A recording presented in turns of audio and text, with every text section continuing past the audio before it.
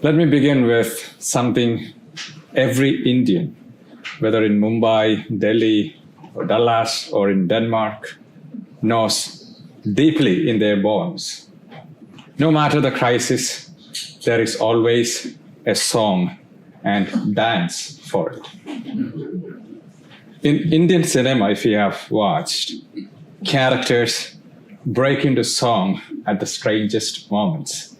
A couple who just met 5 minutes ago, suddenly they are on top of the Alps dancing in perfect sync. The hero is heartbroken. Cue the sad violin on a rain-drenched street. A wedding is coming up. Get ready for 6 different dance numbers with matching costumes. Even we Indians laugh about it, but deep down, we also love it because those songs, they are not just music. They are language of the soul. And isn't that exactly what Paul and Silas are doing in the Acts of the Apostles, the first reading that we heard today? Let's set the stage again. Paul and Silas are not in any Hollywood or Bollywood studio. They have been stripped, beaten with rods, and thrown into the inner cell. That's the first century code for the darkest, filthiest, rat-infested dungeon you can imagine. Not only that, but their feet are in stocks, wooden restraints that knotted legs and prevented sleep, not like modern-day orthopedic sandals. These were brutal. And what do they do at midnight?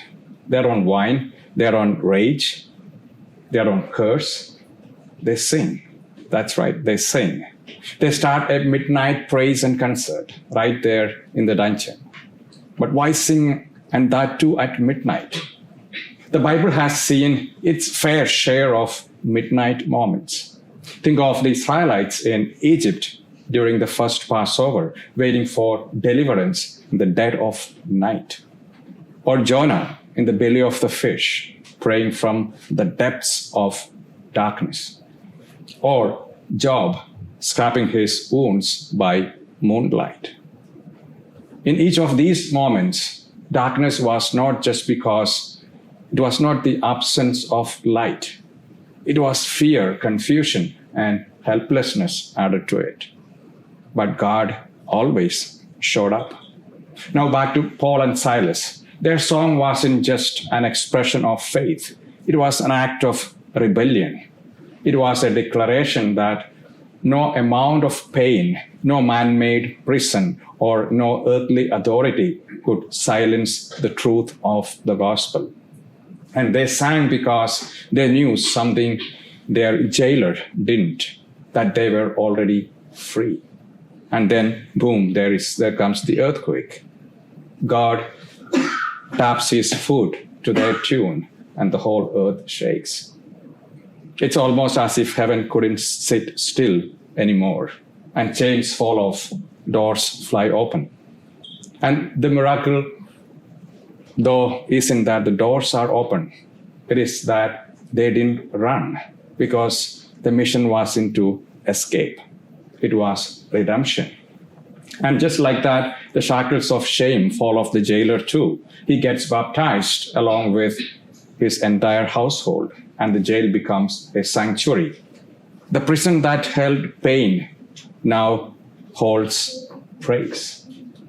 That's exactly, my friends, is resurrection.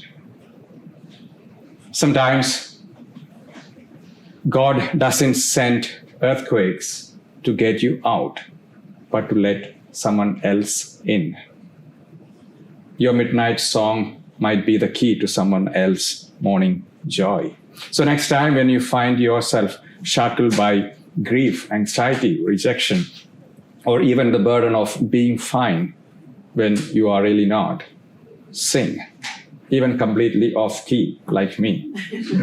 Because it's not about performance, it's about defiance. It's about declaring in the face of darkness that you don't win. Remember those movie moments that I mentioned? Their songs have power. They transform time and space. A broken heart gets soothed. A longing becomes poetry. a fight becomes a dance off. It declares, even in sorrow, I choose beauty.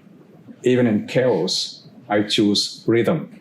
Even in defeat, I choose to sing. So, my dear brothers and sisters, when you find yourself shackled by sorrow, stress, rejection, or regret, don't wait for a miracle to start the music. Start the music, and that miracle might just follow.